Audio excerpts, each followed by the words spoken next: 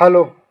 जब हम किसी मंजिल या किसी चीज़ को हासिल करने की तय करते हैं तो उस मंजिल पर जाने के लिए एक रास्ता होता है और उस रास्ते पर चलने के लिए हम छोटे छोटे कदम लेकर उस मंजिल तक पहुंचते हैं। और हर कदम और स्टेप का अपना एक इम्पोर्टेंस, एक अहमियत होती है। पर अक्सर हम ये सोचते हैं कि काश हमें हमारी मंजिल जल्द से जल्द मिल जाए और हमें ये सफ़र न तय करना पड़े, इन छोटे छोटे कदमों पर न चलना पड़े। जिस तरह हम सीढ़ी पर चढ़कर ऊपर जाते हैं, तो अगर हम सीढ़ी में से उसके छोटे डंडे कहीं कहीं जगह से निकाल दें तो शायद ऊपर जाना हमें मुश्किल नज़र आएगा। इसी तरह हर कदम, हर स्टेप मायने रखता है। एक फेमस कोट है कि a journey of 1000 miles begins with a single step. यानी किसी सफ़र को शुरू करने के लिए बस हमें एक पहला कदम लेना पड़ता है। दूसरा कदम कहाँ रखें ये हमें दिखाई दे जाता है।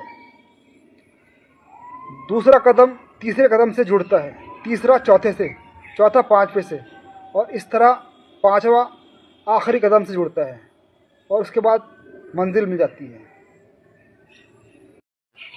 जिस तरह एक जंजीर में कहीं कड़ियाँ होती हैं, तो अगर हम एक कड़ी बीच में से निकाल दें तो जंजीर बेकार हो जाती है, टूट जाती है। किसी मंजिल पर पहुंचने के लिए या किसी चीज़ को हासिल करने के लिए हम कई बार बीच में गिरते हैं और फेल होते हैं, और ये गिरना, फेल होना भी एक पार्ट होता है, एक इम्पोर्टेंट स्टेप होता है उस मंजिल तक पहुंचने के लिए। किसी चीज़ को हासिल करने के लिए या किसी मंजिल को पाने के लिए हमें बीच बीच में कभी कभी इंतज़ार भी करना पड़ता है।